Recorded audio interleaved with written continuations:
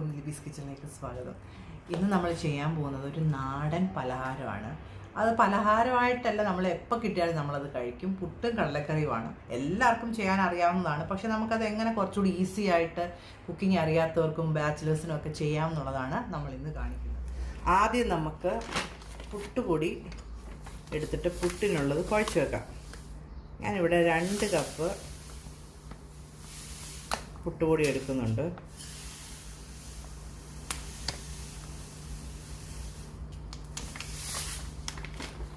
Okay, അപ്പോൾ ആവശ്യത്തിന് ഉപ്പ് ചേർക്കാം. ഇതിപ്പോൾ 2 കപ്പ് ഇതുണ്ടല്ലോ. അപ്പം ഞാൻ ഇതിനകത്തോട്ട് നിങ്ങൾ നോക്കിക്കോണം എങ്ങനെ പുട്ട് കുഴയ്ക്കുന്നതെന്ന്. വെള്ളം ഒഴിച്ചു. വളരെ ഈസിയാണ്. അതുകൊണ്ട് ഇങ്ങനെ ഒന്ന് ഇളക്കി കൊടുക്കുക.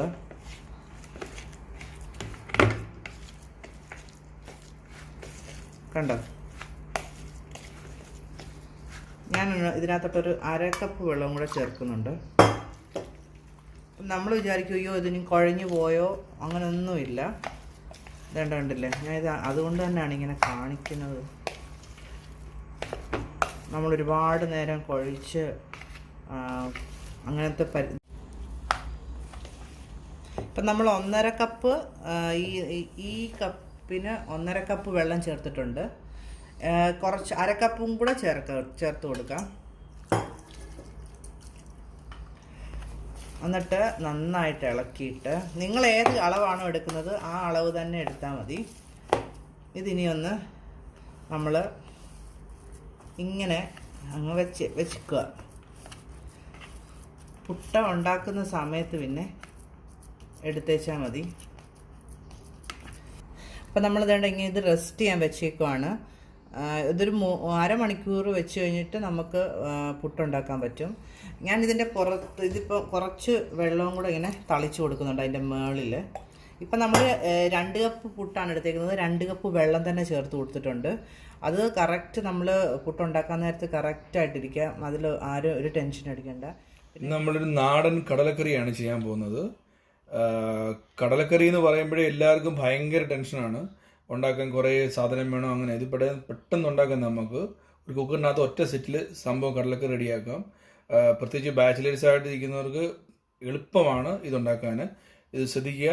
ഈ കടല ഇന്നലെ ഇത് 1/2 കിലോ കടലയാണ്. ഇന്നലെ രാത്രി വെള്ളത്തിലിട്ട് വെള്ളം മൂറി വെച്ചിരിക്കുകയാണ്. കടലക്കറിക്കുള്ള ചേരുവകളാണ് ഈ കാണുന്നത്.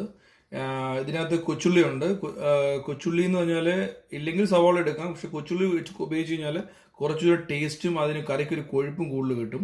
സവാള ഈ രീതിയിൽ ചെറുതായിട്ട് കട്ട് ചെയ്തത്, പിന്നെ ആവശ്യത്തിന് കറിവേപ്പില, ഇഞ്ചി ചെറുതായിട്ട് അരിഞ്ഞത്, നിങ്ങൾക്ക് കാണാം ഇഞ്ചി ചെറുതായിട്ട് അരിഞ്ഞത്, പിന്നെ തേങ്ങാക്കൊത്ത്, പച്ചമുളക്, വറ്റൽമുളക്, ഈ വെളുത്തുള്ളി ഇങ്ങനെ ചെറുതായിട്ട് സ്ലൈസ് ചെയ്തത്. തേങ്ങാക്കൊത്ത് നിങ്ങൾക്ക് ആവശ്യാനുസരണം ചേർക്കാൻ, കറിയുടെ ടേസ്റ്റ് കൂട്ടാനും അത് നമ്മൾ കഴിക്കുമ്പോൾ ഒരു പ്രത്യേക ഒരു ഇതായിരിക്കും. അതുകൊണ്ടാണ് തേങ്ങാക്കൊത്ത് മെയിനായിട്ട് പറഞ്ഞത്. ഇനി അതിന് വേണ്ട പൊടികൾ എന്തൊക്കെയാണെന്ന് നോക്കാം. ഇത് മല്ലിപ്പൊടി, മുളക് പൊടി, മഞ്ഞൾപ്പൊടി, ഈ 3 പിന്നെ മസാലപ്പൊടിയുമാണ് ഇതിനകത്തുള്ളത്. മസാലപ്പൊടി ഞാൻ ഇതിനകത്ത് എടുത്ത് വെച്ചിട്ടില്ലെന്നേ ഉള്ളത്. നമുക്ക് കറി ചേർക്കുമ്പോൾ ചേർക്കാം. ഇതിന് ശ്രദ്ധിക്കേണ്ട ഒരു കാര്യം എന്ന് പറഞ്ഞാൽ നമ്മൾ എത്ര മുളക് പൊടി എടുക്കുന്നു അതിൻ്റെ കാളിൽ കുറച്ച് കൂടുതലായിരിക്കണം എപ്പോഴും മല്ലിപ്പൊടി എടുക്കേണ്ടത്. നിങ്ങൾ ഇതിപ്പോൾ 1 സ്പൂൺ മുളക് പൊടിയാണ് ഞാൻ എടുത്തേക്കുന്നത്. അതിനകത്തൊരു 1.5 സ്പൂൺ ആയിരിക്കണം അപ്പോൾ മല്ലിപ്പൊടി എടുക്കേണ്ടത്. പിന്നെ മഞ്ഞൾപ്പൊടി 1/2 സ്പൂണാണ്. നമുക്കിനി കറി ഉണ്ടാക്കുന്ന നോക്കാം. കുക്കർ റെഡിയാക്കി വെച്ചിട്ടുണ്ട്. കുക്കർ ചെറുതായിട്ട് നല്ല ചൂടായതുകൊണ്ട് അതിനകത്ത് നിന്ന് നമുക്ക് 2 സ്പൂൺ വെളിച്ചെണ്ണ ഒഴിച്ചു കൊടുക്കാം. വെളിച്ചെണ്ണ നാട്ടിൽ നിന്ന് കൊണ്ടുവന്നതാണ്, അതുകൊണ്ട് ഒരു പ്രത്യേക മണമുണ്ട്. നമ്മുടെ എണ്ണ ചൂടായിട്ടുണ്ട്. നമുക്കപ്പം ആദ്യമേ തന്നെ കടുക് താളിക്കുകയാണ്. കാരണം നമ്മൾ ഒറ്റയടിക്ക് ഇത് ചെയ്തങ്ങ് എടുക്കുകയാണ്. അല്ലാതെ പല പ്രാവശ്യമായിട്ട് കടല വേറെ വേവിക്കുക ഒന്നുമില്ല. ഇതെല്ലാം ഒരുമിച്ച് ചെയ്യുന്നത്. കാരണം ഇത് പ്രത്യേകിച്ച് ബാച്ചിലേഴ്സിന് ഭയങ്കര ഗുണമായിരിക്കും. ഇത് പെരിഞ്ജീരകവും കടുവാണ്. അത് ഞാൻ ഇട്ട് കൊടുക്കാം. ശ്രദ്ധിക്കുക, പെരിഞ്ജീരകം കരിയാൻ പാടില്ല. കരിഞ്ഞു കഴിഞ്ഞാൽ വേറൊരു ടേസ്റ്റ് കറിക്കുണ്ടാവും. ഈ കറിവേപ്പില ഇടുമ്പോൾ ഒരു സൗണ്ട് ഉണ്ട്. അങ്ങനെയാണ് നമുക്ക് ഒരു ഉത്തേജനം നൽകുന്നത്.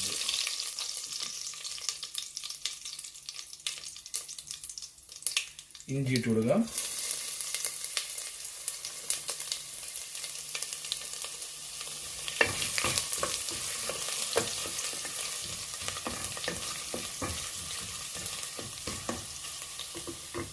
ഇഞ്ചി അധികം മൂക്കണ്ട. നമുക്കതിലേക്ക് നമ്മുടെ സവോളയും കൊച്ചുള്ളി ഇടാം.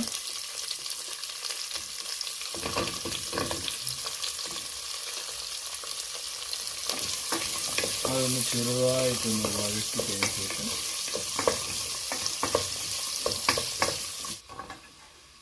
ചെറുതായിട്ടൊന്ന് വാട്ടുണ്ട് ഉള്ളി. നമുക്കതിലേക്ക് തേങ്ങാക്കൊത്ത്, പച്ചമുളക്, നമ്മുടെ ബാക്കി ഇരുന്ന് വെളുത്തുള്ളി ഇത്രയും ചേർത്തിട്ട് നല്ലപോലെ ഒന്ന് വഴറ്റിയെടുക്കാം. ഇത്തിരി ഉപ്പിട്ട് കൊടുക്കാം, കാരണം ഇത് പെട്ടെന്ന് വഴലാനുള്ളൊരു ഉടുക്കയാണ് ഉപ്പിടുക എന്ന് പറയുന്നത്. പെട്ടെന്ന് നമുക്ക് നല്ലപോലെ വഴണ്ട്. അതിലേക്ക് നമുക്ക് മഞ്ഞൾപ്പൊടി, മുളക് പൊടി. ഇത് ചെയ്യുമ്പോൾ തീയുടെ ഫ്ലെയിം ഇച്ചിരി കുറച്ച് വെച്ചിട്ട് വേണം ചെയ്യാൻ. അതായത് നമ്മുടെ മസാല കഴിഞ്ഞ് പോകും, അത് ശ്രദ്ധിക്കണം. ഫുൾ ഫ്ലെയിമിലിട്ട് ചെയ്യുമ്പോൾ ഇത് മൊത്തം നമുക്ക് അതിൽ വെച്ച് കൊടുത്ത് നല്ലപോലെ സോട്ട് ചെയ്തെടുക്കാം. നമ്മുടെ മസാല നല്ല പോലെ മൂത്തിട്ടുണ്ട്. നമുക്കതിലേക്ക് കടല നമുക്ക് ഇട്ട് കൊടുക്കാം.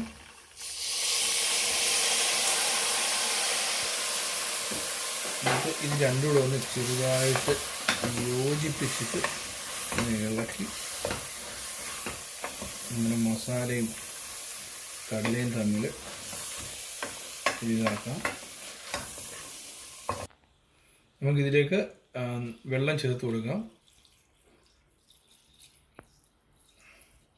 കടലയുടെ മുകളിൽ നിൽക്കുന്ന വെള്ളം.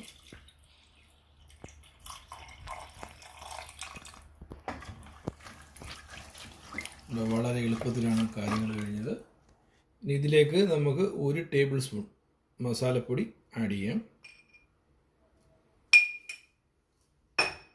പിന്നെ നമുക്ക് ഈ കറി എല്ലാം തിളച്ച് നമ്മൾ എടുത്തതിന് ശേഷം മസാലപ്പൊടി വേണമെങ്കിൽ പിന്നെ ആഡ് ചെയ്യാം. ഇത്തിരി ഉപ്പൂടെ ആഡ് ചെയ്യാണ്. ആദ്യം നേരത്തെ കുറച്ചിട്ടിരുന്നു, അതുകൊണ്ട് ഉപ്പ് നോക്കിയിട്ട് വേണം ചെയ്യാൻ. കുറച്ച് കറിവേപ്പിലയോടെ നമുക്ക് ഇട്ടിട്ട് ഇത് നമുക്ക് അടച്ച് വെച്ച് വേവിക്കാം. ഇതൊരു 3 മുതൽ 4 അല്ലെ മാക്സിമം 5 വിസിലാണ് വേണ്ടത്. അത് ഈ പ്രഷർ കുക്കറിനെ ഡിപ്പെൻഡ് ചെയ്തിരിക്കും. പക്ഷേ ഇത് നോർമലി ഇവിടെ 3 മുതൽ 4 കൊണ്ട് തന്നെ വേവും. അല്ലെങ്കിൽ നമുക്ക് ഈ കുക്കർ തുറന്നിട്ട് പിന്നെയും വേണമെങ്കിൽ ഒന്നുകൂടെ വേവിക്കാം, കുഴപ്പമൊന്നുമില്ല. ഇതിനെ അടച്ചു വെച്ച് നമുക്ക് വേവിക്കാം. ഇവിടെ കടല റെഡി ആയിട്ടുണ്ട്, നല്ല പെർഫെക്റ്റ് ആയിട്ട് വെന്തിട്ടുണ്ട്. ഇത് നമുക്കൊരു പാനിലോട്ട് മാറ്റാം. നമ്മുടെ കടലക്കറി റെഡി ആയിട്ടുണ്ട്. ഇതിനകത്ത് ഒരു ചെറിയൊരു ടിപ്പുണ്ട്. അതായത് നമ്മൾ പലപ്പോഴും ശ്രദ്ധിച്ചിട്ടുണ്ട്, കടല നമ്മൾ വെക്കുമ്പോൾ കടല വേറെ കറി വേറെ ആയിട്ട് രണ്ടായിട്ട് കിടക്കും. അപ്പോൾ നമുക്ക് ഇച്ചിരി കൊഴുപ്പ് കൂട്ടാൻ വേണ്ടി നമ്മൾ ഇതിൽ നിന്ന് കുറച്ച് കടല ഞാൻ കാണിച്ചു തരാം. കടലയിൽ നിന്ന് കുറച്ച് കടല അതോടുകൂടി രണ്ട് മിക്സിയുടെ ഈ ജാറിലോട്ട് ഇച്ചിരി ചാറും ഇച്ചിരി കടലയോടെ ഇത്രയും കടല എടുത്തിട്ടുണ്ട്. കണ്ടോ, ഇത് ഒന്ന് തണുക്കണം. തണുക്കാതെ അരക്കല്ല്, കാരണം മിക്സിയുടെ ജാറ് ചിലപ്പം മേപ്പോട്ട് പോകാൻ വഴിയുണ്ട്. അതുകൊണ്ട് ഇത് നല്ലപോലെ തണുത്തിട്ട് ഇത് അരച്ചിട്ട് നമുക്ക് ഇതിനോട് ചേർക്കണം. അപ്പോൾ ഈ കറിക്ക് നല്ല കൊഴുപ്പും സ്വാദും കിട്ടും. നമുക്ക് ഇതൊന്ന് അരച്ചെടുക്കാം. നല്ല പേസ്റ്റായിട്ട് അരച്ചിട്ട് ഇത് നമുക്ക് ഈ കടലക്കറിയിലോട്ട് ചേർത്ത് കൊടുക്കാം. ഒരു സെക്കൻഡ്. ഇത് ചേർത്തിട്ടുണ്ട്. ഇത് നമുക്കാണ്ട് നല്ലപോലെ ഇളക്കി കൊടുക്കാം. ഇപ്പോൾ കണ്ടോ, നമ്മുടെ ചാറ് നല്ല കുറുകിയിട്ടുണ്ട്. നമ്മുടെ അടിപൊളി കടലക്കറി, അതായത് നല്ല ടേസ്റ്റോടുകൂടിയുള്ള കടലക്കറി റെഡി ആയിട്ടുണ്ട്. ഇത് നിങ്ങൾ വീട്ടിൽ വെച്ച് നോക്കണം. നോക്കിയിട്ട് അത് ഇഷ്ടപ്പെടുകയാണെങ്കിൽ നിങ്ങൾ കമൻറ്റ് ചെയ്യണം. അതേപോലെ ലിബിയുടെ ഈ യൂട്യൂബ് ചാനൽ സബ്സ്ക്രൈബ് ചെയ്യണം. എങ്കിൽ മാത്രമേ നമുക്ക് പുതിയ പുതിയ വീഡിയോകളുമായിട്ട് നിങ്ങളിൽ എത്താൻ പറ്റത്തുള്ളൂ. അതിലൊരു ബെൽ ബട്ടൺ ഉണ്ട്, അപ്പോൾ നിങ്ങൾക്ക് നോട്ടിഫിക്കേഷൻ കിട്ടുന്നതായിരിക്കും. വളരെ ടേസ്റ്റുള്ള കടലക്കറിയാണ്. നിങ്ങൾ ട്രൈ ചെയ്യുമെന്ന് വിചാരിക്കുന്നു. നമ്മുടെ കടലക്കറി ഇപ്പോൾ റെഡി ആയിട്ടുണ്ട്. നമ്മൾ അതിനോട് കൂടെ തന്നെ പുട്ടും ഉണ്ടാക്കണം. അപ്പോൾ പുട്ട് നമ്മൾ നേരത്തെ കുഴച്ച് വെച്ചത് നല്ല റെഡി ആയിട്ടുണ്ടോ നോക്കാം. നമ്മൾ അതുകൊണ്ട് നല്ല പെർഫെക്റ്റ് ആയിട്ടുണ്ട്. അതുകൊണ്ട് നമ്മൾ അത്രയും വെള്ളം ഒഴിച്ചെങ്കിലും കുഴഞ്ഞൊന്നും പോയിട്ടില്ല. ഇതിനി നമുക്ക് ചെറിയൊരു ജാറിൽ ഇട്ടൊന്ന്, ചെറിയ മിക്സിയുടെ ജാറിൽ ഇട്ടൊന്ന് ഒന്ന് അടിച്ചെടുക്കണം. അപ്പം നല്ല പഞ്ഞി പോണക്കത്തെ പുട്ട് നമുക്ക് കിട്ടും. അപ്പം നമുക്ക് ആദ്യം ഒന്ന് മിക്സിയിലൊന്ന് അടിച്ചെടുക്കാം. ഇത് നമുക്കൊന്ന് ജസ്റ്റ് ഇതേ കണ്ടോ ഇങ്ങനെ ഒന്ന് അടിച്ചെടുത്താൽ മതി. അപ്പം പുട്ടുപൊടി നമ്മൾ ഇതേണ്ട മിക്സിയിലിട്ട് ഒന്ന് ജസ്റ്റ് ഒന്ന് അടിച്ചെടുത്തിട്ടുണ്ട്. നല്ല പഞ്ഞി പോലാവും നമ്മൾ പുട്ട് ഉണ്ടാക്കുമ്പോൾ. അപ്പം ഇനി നമുക്ക് പുട്ടുണ്ടാക്കിയെടുക്കാം. ഞാൻ എല്ലാം ഫോയിൽ പേപ്പർ എടുത്തിട്ടുണ്ട്. അതിലോട്ട് ഞാൻ ഒരു ലെയർ പുട്ടുപൊടി ഇങ്ങനെ വെക്കുന്നുണ്ട്. കണ്ടല്ലോ, അതിലോട്ട് കുറച്ച് തേങ്ങ. ഇത് ഞാനിപ്പോൾ കുറേശ്ശേ ചെയ്യുന്നുള്ളൂ. നിങ്ങൾക്ക് കുറച്ചും കൂടെ വലിയൊരു ഫോയിൽ പേപ്പർ എടുത്തിട്ട് ചെയ്യാൻ പറ്റും. അതിൻ്റെ മുകളിൽ പുട്ടുപൊടി നനച്ചത് കണ്ടല്ലോ. ഇത് ഞാൻ ജസ്റ്റ് ഇതിനു വേണ്ടി കാണിക്കുന്നതാണ്. ഇങ്ങനെ ഒന്ന് വെക്കുക. വേണ്ട, നമുക്കൊരു കിഴി പോലെ ആക്കിയിട്ട് കണ്ടോ, ഇങ്ങനെ ഒരു കിഴി പോലെ ആക്കിയിട്ട് നമുക്ക് പുട്ടുകുറ്റിയോ അല്ലെങ്കിൽ അപ്പച്ചെമ്പോ ഇല്ലാത്തവർക്ക് ഇതുപോലൊരു കുക്കറോ അല്ലെങ്കിൽ ഇതുപോലൊരു പാത്രമോ എടുത്തിട്ട് അതിനകത്ത് ഞാനൊരു പാത്രം വെച്ചിട്ടുണ്ട്. ഇതുപോലെ അതിൻ്റെ ഒരു കാൽ ഭാഗത്ത് വെള്ളവും നിറച്ചിട്ടുണ്ട്.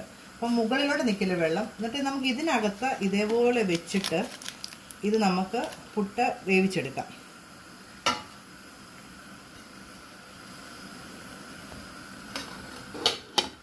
നമ്മുടെ പുട്ട് റെഡി ആയിട്ടുണ്ടോ എന്ന് നമുക്ക് നോക്കാം. നല്ല ചൂടാണ്, നല്ലതായിട്ട്. നമുക്കിതൊന്ന് ഓപ്പൺ ചെയ്ത് നോക്കാം കേട്ടോ, പുട്ടായോ എന്ന്.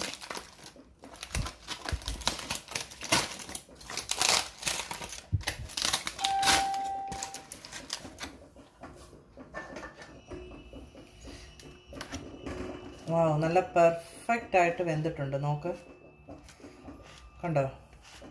നിങ്ങൾക്കും ഇതുപോലെ ചെയ്ത് നോക്കാം, എളുപ്പമാണ്. പാത്രം ഇല്ലാത്തവരുടെ കാര്യമാണ്. അല്ലെങ്കിൽ നമുക്ക് നോർമൽ പുട്ടുകുറ്റികൾ തന്നെ വേവിച്ചെടുക്കാം. പുട്ട് ഫില്ല് ചെയ്യാം. ആദ്യം ഞാൻ കുറച്ച് തേങ്ങാപ്പീര ഇടുന്നുണ്ട്. അതിൻ്റെ മുകളിൽ 2 സ്പൂണ് പുട്ടുപൊടി ഇട്ട് കൊടുക്കും. അത് കഴിഞ്ഞ് പിന്നെ ഞാൻ കുറച്ച് തേങ്ങ ഇടുന്നുണ്ട്. ഇതൊക്കെ ഓരോരുത്തരുടെ ഇഷ്ടം പോലെ ചെയ്യാം. ഇതിൽ പുട്ടും വെച്ചിട്ടുണ്ട്.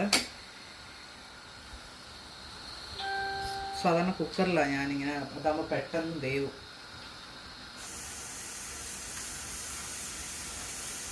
നല്ല പഞ്ഞി ഉണക്കത്തെ പുട്ട്. നോക്ക്,